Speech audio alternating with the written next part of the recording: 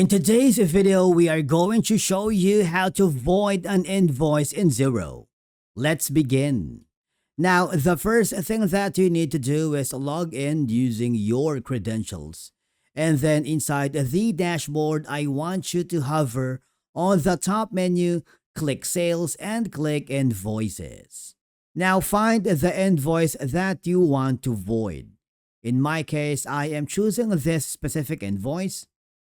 And all you have to do is hover on the top right corner where you can see the three dots icon. This will give you an option to void the specific invoice.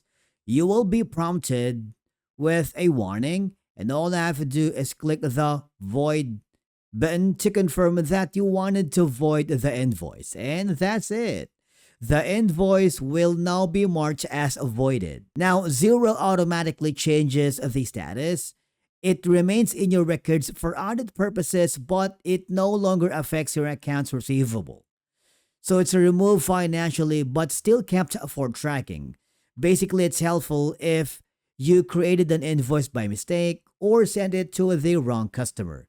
And basically, that's it for today's video on how you void an invoice in Xero. Thank you so much for watching. We will see you again in the next video.